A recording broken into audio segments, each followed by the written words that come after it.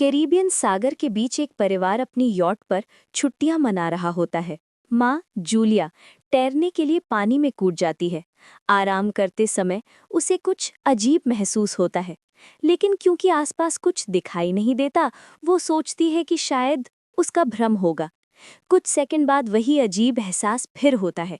इस बार भी कुछ नजर नहीं आता, लेकिन अब वो घबरा जाती है और यॉट की तरफ तैरना शुरू करती है। तभी अचानक कोई उसकी टांग खींचने लगता है और वो मदद के लिए जोर जोर से चिल्लाने लगती है। उसकी बेटी कैसी हेडफोन लगाकर म्यूजिक सुन रही होती है, इसलिए उसे कुछ सुनाई नहीं देता। पति टॉम और बेटा बेन मछली पकड़ने में व्यस्त होते हैं। जूलिया पानी के ऊपर टिकने की कोशिश करती है, लेकिन मुंह में पानी जाने की वजह से चिल्लाना मुश्किल हो जाता है। थोड़ी देर बाद टॉम को एहसास होता है कि काफी देर से उसने जूलिया को नहीं देखा। वो यॉट पर उसे ढूंढता है और फिर अपनी पत्नी को खतरे में देख लेता है। वो बच्चों को बुलाता है, यॉट को उस तरफ ले जाता है और पानी में कूद जाता है। जल्दी से जूलिया तक पहुंचकर उसे संभालता है और यॉट की ओर तैरता है। बच्चे दोनों को ऊपर खींच लेते हैं। परिवार जूलिया को संभालता है, लेकिन जूलिया खुद को समझाती है कि शायद लहरों की वजह से ऐसा हुआ होगा। रात को सब मिलकर बेन का जन्मदिन मनाते हैं। कैसी को उसके बॉयफ्रेंड का कॉल आता है, तो वो लैपटॉप लेकर बाहर चली जाती है। वीडियो कॉल में उसका बॉयफ्रेंड दिखाता है कि शहर के ऊपर बड़े बड़े काले बादल छा गए हैं। कॉल ग्लिच होकर फ्रीज हो जाती है। कैसी ये बात परिवार को बताने आती है, लेकिन टॉम कहता है कि शायद जमीन से दूर होने की वजह से सिग्नल कमजोर है। तभी सबको एक आवाज सुनाई देती है। वे सब बाहर जाते हैं और देखते हैं कि व्हेल मछलियों का एक समूह गुजर रहा है। टॉम समझाता है कि व्हेल मछलियां हमेशा पृथ्वी के मैग्नेटिक फील्ड को फॉलो करती हैं, लेकिन जब तूफान आता है तो वे कंफ्यूज हो जाती हैं। अचानक यॉट जोर से हिलती है और बेन गिर जाता है। टॉम को चिंता होती है कि कहीं यॉट को नुकसान तो नहीं पहुंचा, इसलिए वो डाइव करके नीचे चेक करने चला जाता है। कुछ देर बाद वो सतह पर वापस आता है, लेकिन उसके कंधे पर एक बड़ा घाव होता है। जूलिया तुरंत उसका जख्म सीती है। टॉम बताता है कि पानी के अंदर उसे ऐसा लगा जैसे उसके पीछे कोई बहुत बड़ा जीव था, लेकिन जब उसने मुड़कर देखा तो प्रोपेलर से कट लग गया। वो कहता है कि जो भी चीज थी बहुत बड़ी थी। टॉम को यॉट पर काफी नुकसान दिखाई देता है, इसलिए उन्हें मदद बुलानी पड़ती है। जूलिया बार बार रेडियो पर कोशिश करती है, कैसी फोन पर सिग्नल ढूंढती है, लेकिन कुछ भी काम नहीं करता। तभी कैसी को एक अजीब सा जीव दिखाई देता है और वो चिल्ला उठती है, लेकिन वो तो बस बेन होता है, जो मास्क पहनकर मजाक कर रहा होता है। कुछ देर बाद यॉट पूरी तरह बंद हो जाती है और समुद्र के बीच में फंस जाती है।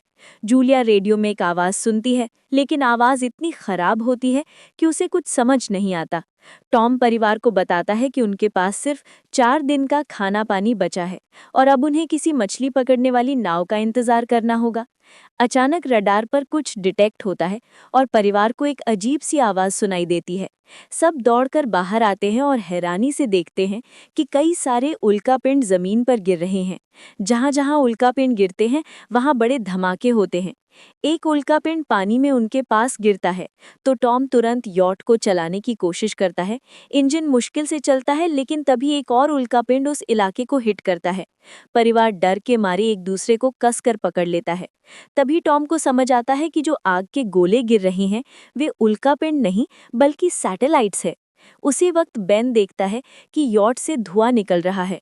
टॉम चेक करता है और कंफर्म होता है कि इंजन खराब हो गया है।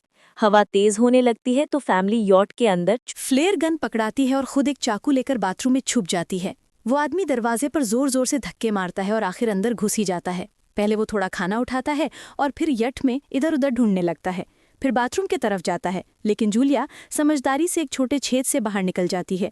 वो आदमी सोचता है कि जूलिया भाग गई, लेकिन जैसे ही वो धीरे से निकलने लगती है, उसका कुत्ता उसे देख लेता है और भौंकने लगता है। कुत्ता उस पर झपटता है तो जूलिया चाकू से उसे मार देती है। कुत्ते की चीख सुनकर वो आदमी बाहर आता है और अपने कुत्ते की लाश देखकर आग बबूला हो जाता है। इस बीच जूलिया यट के दूसरे साइड से अंदर जाने की कोशिश करती है। वो ऊपर चढ़कर टूटी हुई खिड़की से अंदर घुसने लगती है, लेकिन वो आदमी पहले ही वहां पहुंच जाता है। वो उसे पकड़कर जोर से मुक्का मारता है, जिससे वो नीचे गिर जाती है। जूलिया फर्नीचर पकड़कर बचने की कोशिश करती है, लेकिन वो आदमी उसे लात मारकर दूर फेंक देता है। फिर वो उसकी कलाई पर पैर रख देता है ताकि वो चाकू छोड़ दे, और फिर उसके बाल पकड़कर उसका चेहरा जमीन पर दे मारता है और सोफे पर फेंक कर उसका गला दबाने लगता है। बच्चे ये सब कुछ देख रहे होते हैं।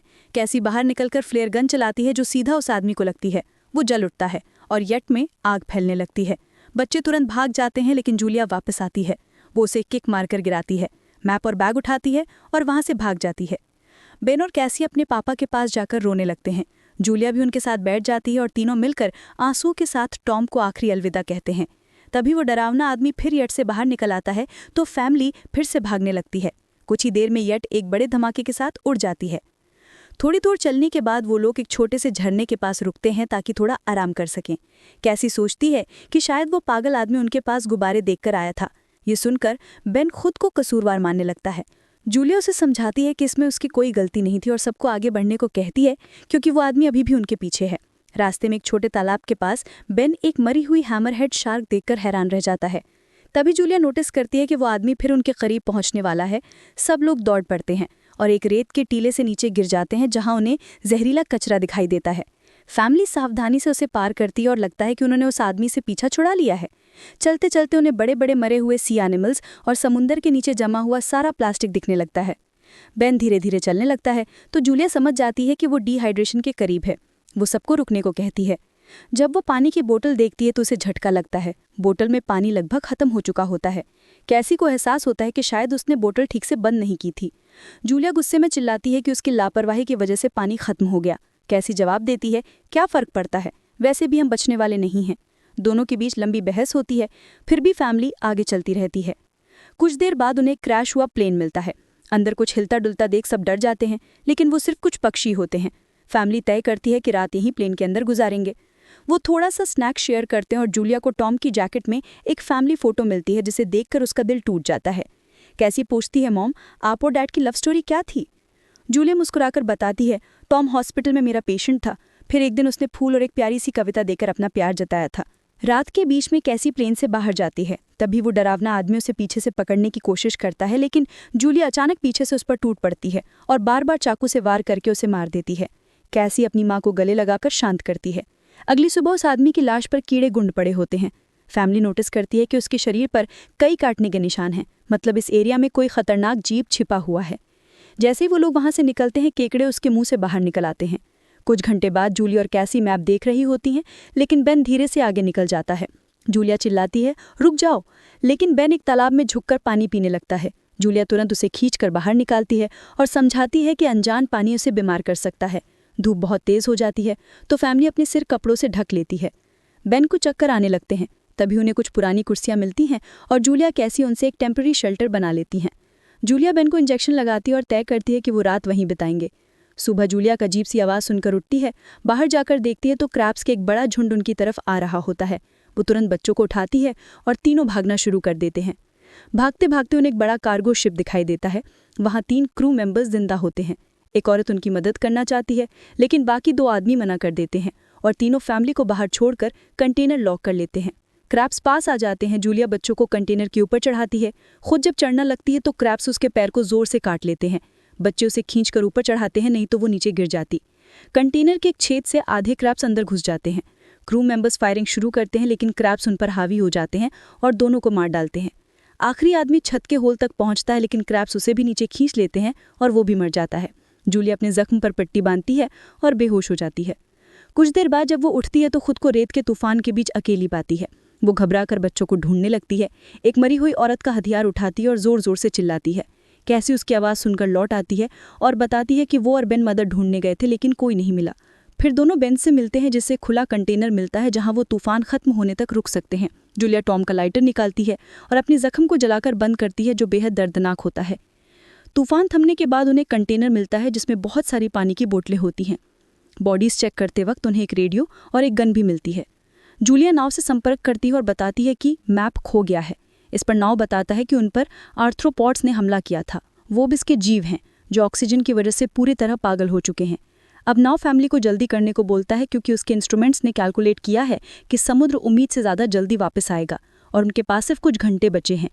वो एक फ्लेयर शूट करता है और फैमिली इस दिशा में चलना शुरू कर देती है। लंबी वॉक के बाद फैमिली को एक टूटा हुआ टॉयलेट मिलता है जिसमें बेन पेशाब करता है। अब वो लोग आखिरकार सबमरीन को पास ही देख लेते हैं, लेकिन वहां पहुंचने के लिए उन्हें एक बड़ा चट्टानी रास्ता पार करना होगा। जैसे ही वो रास्ते से गुजरते हैं, दीवारें हिलने लगती हैं और पत्थर गिरने लगते हैं, जिससे एक भयानक रॉक स्लाइड हो जाता है। जूलिया तुरंत अपने बच्चों को साइड में धक्का देती है और खुद भी पीछे हट जाती है ताकि कुछ ली ना जाए। अब एक पत्थर की दीवार उनके बीच आ गई है। जूलिया बच्चों से कहती है कि वो बिना उसके आगे बढ़ जाए, लेकिन कैसी मना करती है और जोर देती है कि उसकी माँ को चढ़ने की कोशिश करनी चाहिए। बहुत बहस होती है और चिल्लाने के बाद जूलिया वादा करती है कि वो बाद में अपने बच्चों को ढूंढ लेगी। मजबूर होकर कैसी अपने भाई को खींचकर आगे ले जाती है। बच्चे चट्टानी रास्ता चढ़कर सबमरीन की तरफ भागते हैं, लेकिन वहां पहुंचकर देखते हैं कि नाव बाहर खून में लथपथ पड़ा है।